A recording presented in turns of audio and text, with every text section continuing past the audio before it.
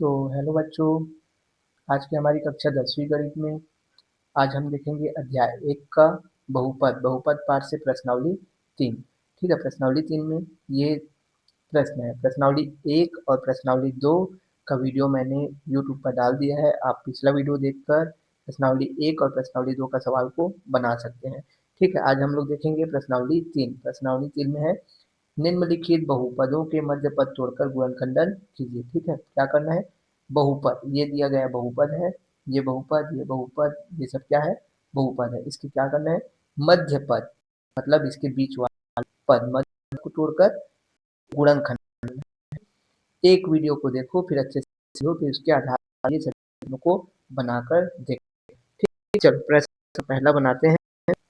ये है जैसे कि पद को तोड़ना है। ठीक है, प्रश्नावली 3 का पहला पहला है एक का वर्ग 3x, इसको क्या करना? मध्य पद पर हल करना है। में लिखेंगे, लिख सकते हो, ये बहुपद है का मध्य पद तोड़कर हल कीजिए। ठीक है, या मध्य पद तोड़कर हल कीजिए, मध्य पद तोड़कर गुणनखंडन गुणनखंडन कीजिए। ठीक है, चलो गुणनखंडन करते हैं। तो हल में लिखेंगे दिया गया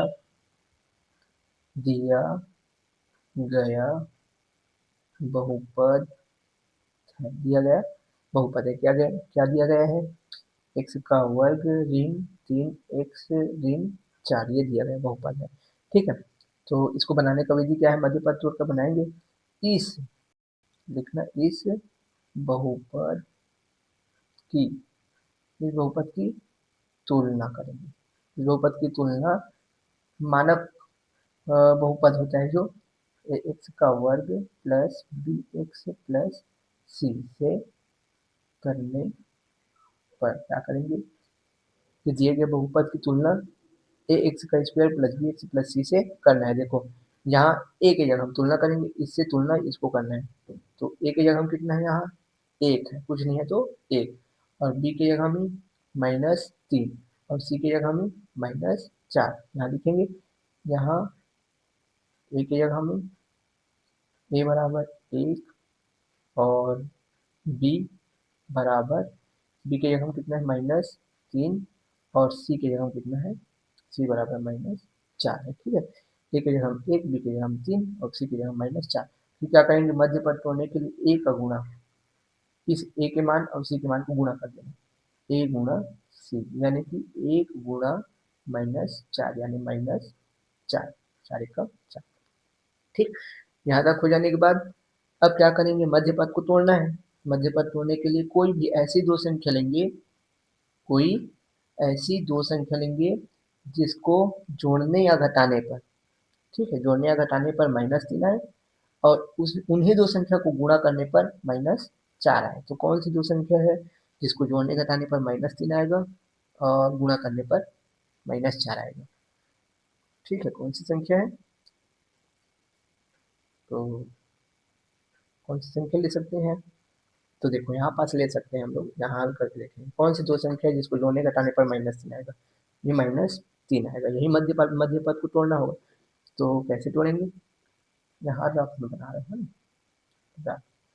तो देखो, यहाँ पास लेंगे हम लोग दो संख्या, यहाँ ले लेना 4 में से 1 को घटाएंगे तो 3 आएगा। ठीक है, यहाँ 3 आ गया, लेकिन -3 मिलाना है, और 4 में 1 गुणा करेंगे तो 4 आएगा।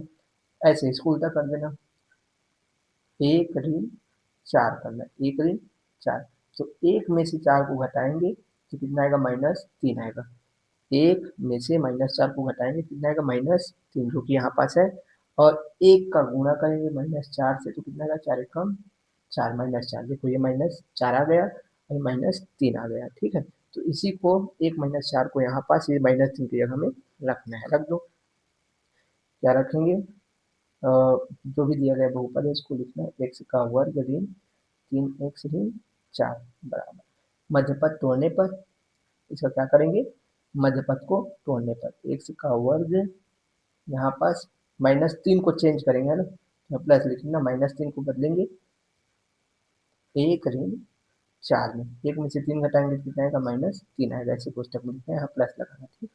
तो और बाहर में x है तो x ऋण 4 ऐसे, ठीक। फिर चलो x का वर्ग धन x का अंदर गुणा करेंगे तो x एकम x और -4 x, ठीक। तो 4x में x को घटा रहे हैं तो -3x आ रहा है, ठीक है। यहाँ से इसको घटा रहे हैं तो फिर -4। अब यहाँ क्या करेंगे, डबल डबल का जोड़ा बनाना है। ये डबल का जोड़ा और ये डबल का जोड़ा, ठीक है। जोड़ा बनाने के बाद क्या करेंगे, इसमें दोनों में क्या चीज़ है वो देखना है।